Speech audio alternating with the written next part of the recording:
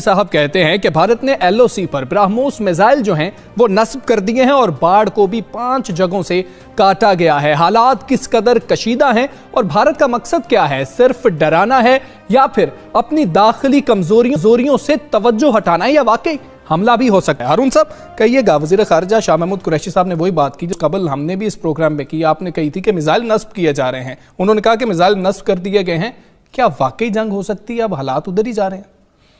دیکھیے اس سوال کا جواب ہاں بھی ہے اور نہیں بھی ہے۔ اگر وہ حملہ کرتے ہیں، دیکھیے جنگیں اب اس طرح نہیں ہوتی، ویسے وہ کوئی بڑی جنگ کا تو مجھے اندیشہ نہیں ہے، جنگیں اب اس طرح نہیں ہوتی ہیں، بہت تیز رفتاری سے ہوتی ہیں۔ جنگ ہو جاتی ہے پھر کیا ہوگا؟ ایک منٹ، جنگیں ہوتی ہیں اب اور طرح سے، آرٹیفیشل انٹیلیجنس سے۔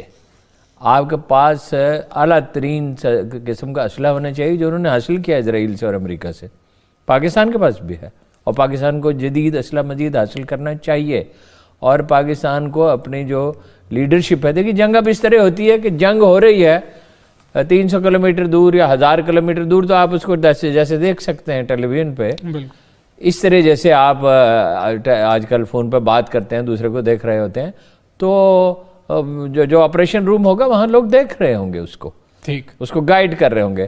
تو IT میں ایکسل کرنا چاہیے پاکستان آرمی کو۔ یہ آپ جو سوال آپ کرنا چاہتے تھے وہ کریں، پھر میں آگے چلتا ہوں۔ نہیں، اگر جنگ ہو جاتی ہے فرض کریں ہارون صاحب، تو پھر ہوگا کیا؟ نہیں، پھر جنگ ہوگی، پھر اور کیا ہوگا؟ دیکھیے کرنا کیا چاہیے پاکستان کو۔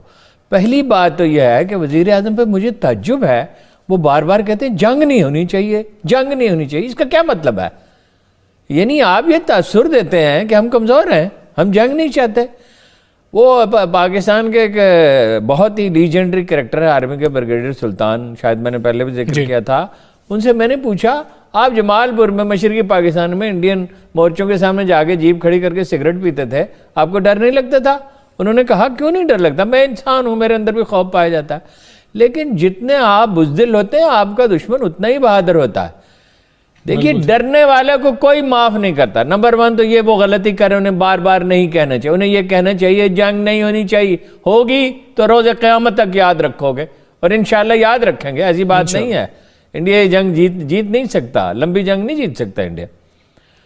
اور دوسرا یہ میں نے آپ سے پہلے عرض کیا تھا کہ بھائی اس پہ غور بھی ہو رہا ہے، مگر اب زیادہ وقت نہیں ہے، فوجی تربیت شروع کریں کالجوں میں، یونیورسٹیوں میں۔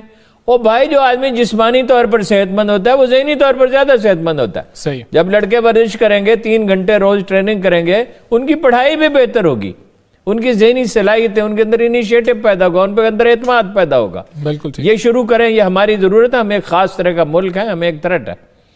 پھر یہ ہے کہ یہ سفارتی مہم، مجھے تعجب ہے بھائی آپ نے کوئی سفارتی مہم کشمیر پہ نہیں چلائی، آپ کیوں نہیں اس کی فلمیں بناتے ہیں، اور کیوں نہیں وہ موجود ہے، کچھ نہ کچھ تو موجود ہے، ہمارے لوگ بھی وہاں موجود ہیں۔ یہ ہمارا وزیر خارجہ تو اس طرح بات کرتا ہے جیسے کوئی اپنا ٹانگنیکا کے بارے میں بات ہو رہی ہے، کوئی اس کے لب و لہجے میں کوئی کمٹمنٹ نظر نہیں آتی۔ آج ایک بیان پڑھ رہا ہے جیسے کوئی ٹیلی ویژن پہ خبر پڑھ رہا ہو، کوئی تعلق ہی نہیں ہے اس کا، ٹیلی ویژن پہ خبر پڑھنے والا بھی کچھ نہ کچھ کمٹمنٹ شو کرتا ہے۔ وفد بھیجیں، آپ دنیا کو بتائیں کہ یہ ان کے عزائم ہے۔ ایک اور بات ہے، ہم تو جو ہمیں نقصان ہوگا سو ہوگا ہی، ظاہر ہے جنگ کوئی آج کوئی قدیم جنگوں کی طرح نہیں، آگے جدید جنگیں بہت تباہ کن ہوتی ہیں، لیکن اگر یہ 2 ایٹمی طاقتیں ہیں، ایٹم ہم استعمال کرنے کے لیے ہوتا نہیں ہے، لیکن اگر کوئی آپشن ہی نہ رہا تو پھر کیا ہوگا؟ تیسری بات، آخری بات یہ ہے کہ یہ ایک اور آرمی ہے۔ پہلی بات تو یہ 1971 والی آرمی ہی نہیں ہے۔ بالکل 1971 میں بھی ایک ڈویژن آرمی تھی، 15 گنا فوج کے ساتھ انہوں نے حملہ کیا تھا، مقامی مزاحمت تھی، اندر وہ سازش کر چکے تھے، 20% ہندو پاپولیشن تھی، لوگ ناراض تھے، الیکٹڈ آدمی کو اقتدار نہیں دیا گیا تھا۔ اس لیے یہ اگر حماقت وہ کریں گے تو یاد رکھیں گے، اور یہ بات وزیر اعظم کو بھی معلوم ہونی چاہیے اور اسٹیبلشمنٹ کو بھی معلوم ہونی چاہیے کہ بھائی آپ کیا ہاتھ پہ ہاتھ رکھ کے بیٹھے ہوئے ہیں، کیوں نہیں یہ اپنے ٹریننگ شروع کرتے؟ وہ بھائی ہمارے بچے کیا یہ 3 گھنٹے ورزش کریں گے، شروع میں کم ہوتی ہے پھر بڑھتی جاتی ہے۔ وہ کرکٹ ٹیم کو آپ کو یاد ہے لے گئے تھے کاکول میں ٹریننگ کرائی تھی، ان کی پرفارمنس بہتر ہو گئی تھی۔ تو بھائی ورزش کرنے سے، ٹریننگ کرنے سے، پریڈ کرنے سے آدمی فزیکلی زیادہ فٹ ہوتا ہے. ساری دنیا میں، اسرائیل میں یہی ہوتا ہے، امریکہ میں ہوتا رہا جب جنگ تھی. آپ کے بچے تیار ہوں گے، آپ کی قوم ذہنی طور پر تیار ہوگی، ایک صحت مند سرگرمی ہے، وہ ان میں سے اچھے کھلاڑی پیدا ہوں گے. وہی اچھے، وہ جو سائنسدان بنے گا، ڈاکٹر بنے گا، انجینئر بنے گا، تو وہ بہتر ہوگا. فزیکلی فٹ آدمی زیادہ بہتر ہوتا ہے نا. بالکل ایسے یہ کرنے کے کام ہے. اور اگر ضرورت پڑے تو بجٹ بڑھائیں. دیکھیے جی، وہ کہا، ہم نے کہا، بھٹو نے کہا تھا گھاس کھا لیں گے لیکن ایٹم بم بنائیں گے. بنایا نا، بنایا ویسے ضیاء الحق نے ہے، یعنی شروع اس وقت ہوا، بنا تو 83 میں ہے.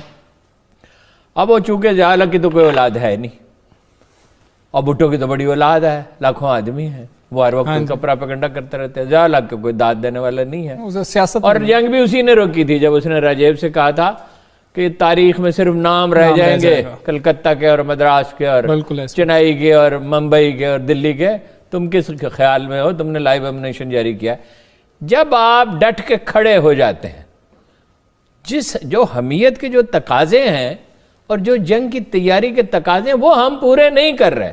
اپوزیشن کو تو آج تو میں نے ان کو ان کی پریس کانفرنس کی، سراج الحق کی، میں تو ششدری رہ گیا. مڈ ٹرم الیکشن ہونے چاہیے یا نیشنل گورنمنٹ بننی چاہیے اور ایسا ہونا چاہیے. او بھائی، آپ کس دنیا میں ہیں؟ جنگ کا خطرہ ہے اور انڈیا میں مسلمانوں پہ ظلم ہو رہا ہے.